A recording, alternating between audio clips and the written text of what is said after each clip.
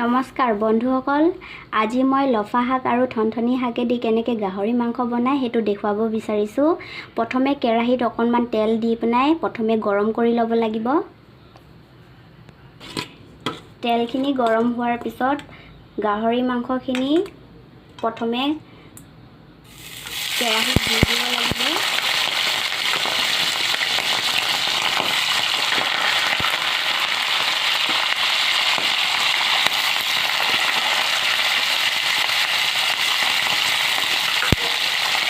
গাহৰি মাংসখিনি প্ৰথমত অকণমান সময়ৰ কাৰণে বইল কৰি ল'ব লাগিব। বইল কৰি লোৱাৰ পিছত এনেকৈ অকণমান গাহৰি মাংসখিনি ভাজি ল'ব লাগিব। এই চাওক বন্ধুসকল, মোৰ গাহৰি মাংসটো অলপ সময়লৈকে ভজাৰ পিছত এনেকৈ অকণমান ৰঙা হোৱা যেন হৈছে। এনেদৰে আৰু অকণমান দেৰি ভাজি লওঁ, অকণমান ৰঙা হোৱালৈকে। এয়া আমাৰ গাহৰি মাংসখিনি ভজা হৈছে। তাত অকণমান পিঁয়াজ দি পেলাই আৰু অকণমান সময়লৈকে ভাজিম। পিঁয়াজ, নহৰু, তাৰপিছত আদা, এইখিনি দিয়াৰ পিছত আৰু অকণমান সময়লৈকে ভাজিম। গোটেইখিনি নিদিওঁ, অকণমান থৈ দিম পাছৰ কাৰণে, পাছত লাগিব আমাক। তাৰপিছত জলকীয়াখিনিও দি পেলাই এতিয়াই ভাজি দিওঁ। এতিয়া আমি লৰাই দিওঁ।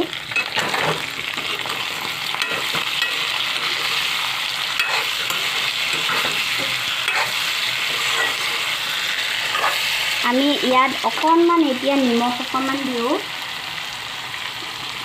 অকণমান নিমখ দি পেলাই অকণমান দেৰি সময়লৈকে ভাজোঁ।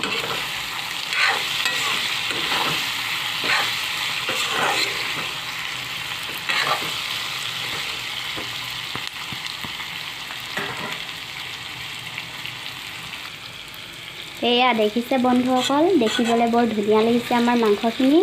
এনেকৈ আৰু অকণমান দেৰি ৰঙা পৰালৈকে অলপ দেৰি ভাজিব লাগিব, যাতে নহৰুৰ গোন্ধখিনি অকণমান যায়গৈ। এয়া আমাৰ গাহৰি মাংসখিনি এতিয়া হৈছেগৈ।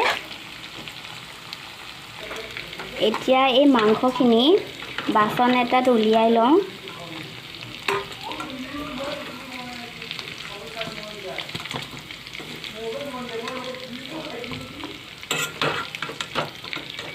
গেছৰ ফ্লেমটো অলপ কমাই লৈছোঁ উলিয়াওঁতে।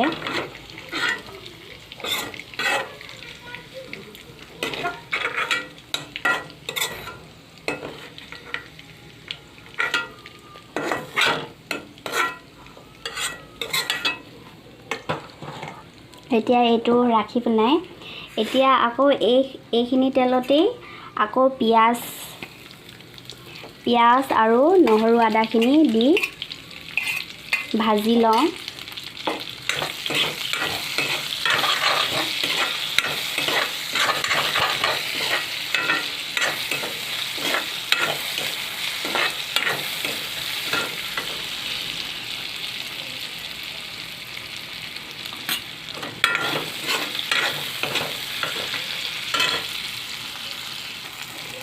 এই নহৰু আদাখিনি অকণমান ৰঙা হোৱালৈকে ভাজি লওঁ। সেই সময়তে এফালে এয়া জিৰা, গৰম মছলা অকণমান, তাৰপিছত ধনিয়া পাউডাৰ, তাৰপিছত চিলি পাউডাৰ লৈ পানী গুলি ল'ম।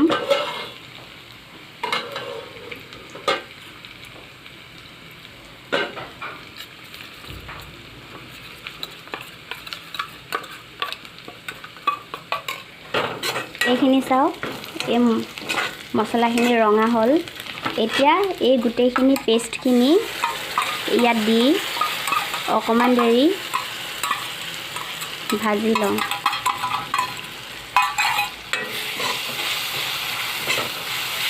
এয়া চাওক বন্ধুসকল, কিমান ধুনীয়া ৰং এটা হৈছে।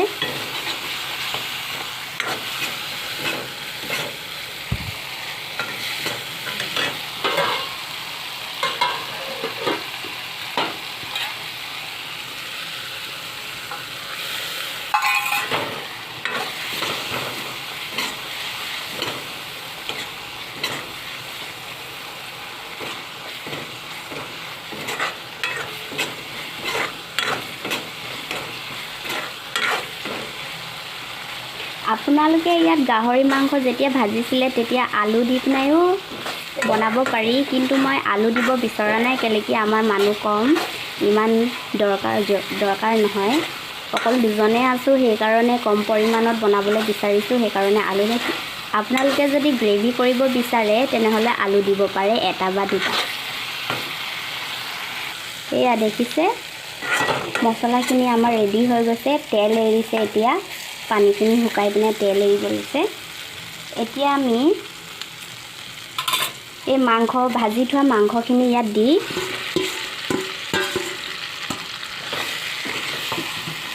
অকণমান দেৰি এনেকৈ লৰাই দিওঁ। এতিয়া হালধি, ৰং গুড়া অকণমান দিওঁ,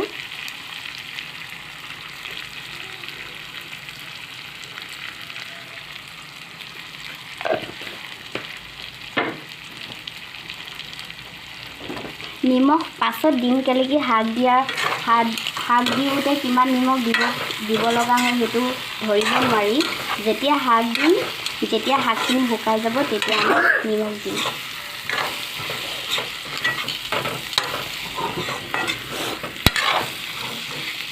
এয়া চাওক বৰ ধুনীয়া ৰং হৈছে।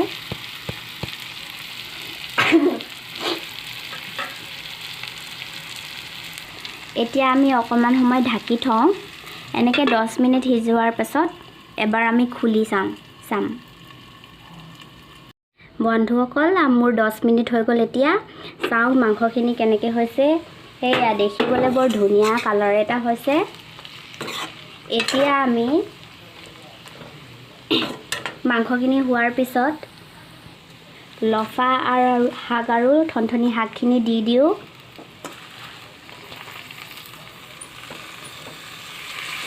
গেছৰ ফ্লেমটো অলপ হাই কৰি দিওঁ।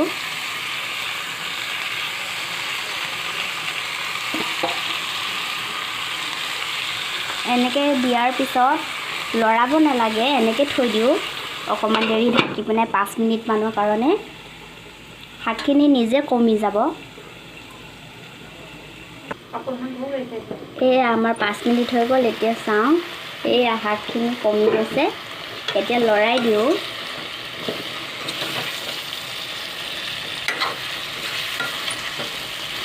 দেখিছেনে দেখিবলৈ কিমান ধুনীয়া হৈছে। আপোনালোকে এনেকৈ ঘৰত বনাই পিনে এদিন খুৱাই চাব পাৰে।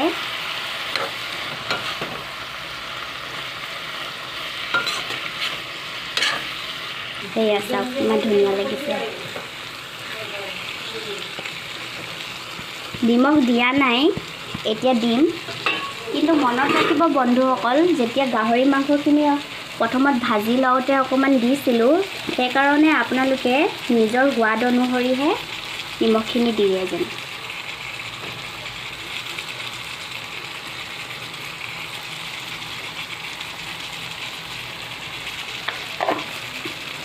নিমখখিনি দিয়াৰ পিছত এতিয়া লৰাই দিব।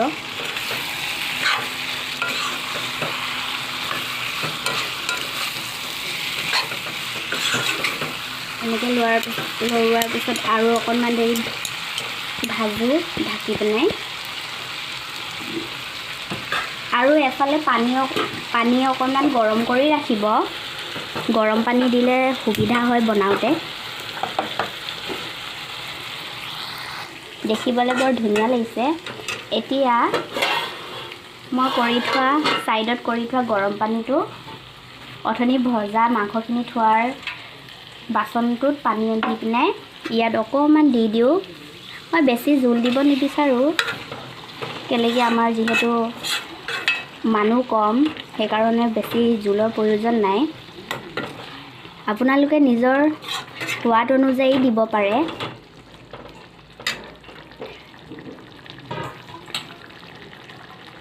আৰু বেছি পানী দিলেও ভাল নালাগে, অকণমান গ্ৰেভি হৈ থাকিলে ভাল লাগে বস্তুখিনি। এইখিনি হোৱা এতিয়া অলপ দেৰি উতল অহালৈকে এনেকৈ অলপ ঢাকি থৈ দিওঁ। উতল সোনকালে আহিছে, কেলৈ কি পানীখিনি গৰম কৰি লৈছোঁ আগতীয়াকৈ। এতিয়া ঢাকি থওঁ অকণমান সময়। এতিয়া চাওঁ মাংসখিনি কেনেকুৱা হৈছে। এয়া আমাৰ মাংসখিনি ৰেডি হৈ গ'ল। এতিয়া শেষত আমি ইয়াত কেঁচা ধনিয়া অকণমান হাতেদি ছিঙি পিনে দিওঁ।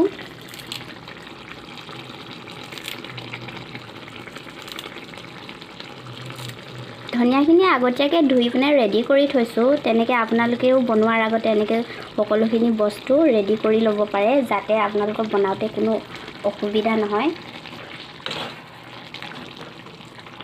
এইখিনি এতিয়া আমাৰ ৰেডি হৈ গৈছে।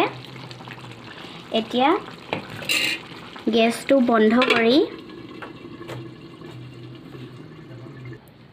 এতিয়া বন্ধুসকল গৰমে গৰমে আমি এতিয়া সাৰ্ভ কৰোঁ। এয়া দেখিছেনে কিমান ধুনীয়া হৈছে। এনেকৈ আপোনালোকৰ ঘৰত আলহী আহিলেও বনাই খুৱাব পাৰে, বৰ সুন্দৰ হয়। সকলোৱে আপোনাৰ হাতেদি খাই বৰ জুতি পাব। এয়া শাকখিনি মই সৰু সৰু মিহি মিহিকৈ কাটি ল'ব পাৰি, কিন্তু মই এনেকৈ খাই ভাল পাওঁ কাৰণে এনেকৈ দিছোঁ।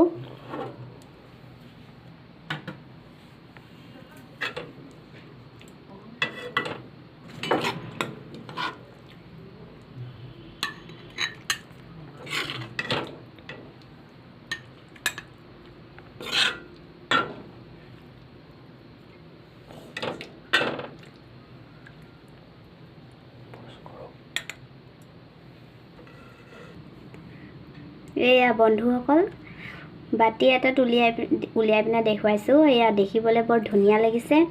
এনেদৰে আপোনালোকৰ নিজৰ ঘৰৰ পৰিয়ালৰ মানুহখিনিৰ লগত আপোনালোকে এনেকৈ বনাই খাব পাৰিব। বন্ধুসকল, যদি মোৰ ভিডিঅ'টো ভাল লাগিলে তেনেহ'লে লাইক, ছাবস্ক্ৰাইব আৰু শ্বেয়াৰ কৰিব। আৰু এনেদৰেই মই আপোনালোকৰ আগত নতুন নতুন ৰেচিপি আনি আপোনালোকৰ আগত মই দেখুৱাম, যাতে আপোনালোকেও মই যেনেদৰে বনাই মোৰ ফেমিলিক খুৱাই সুখী কৰিব পাৰিছোঁ, তেনেকৈ আপোনালোকেও যাতে নিজৰ ফেমিলিক সুখী কৰিব পাৰে। ধন্যবাদ।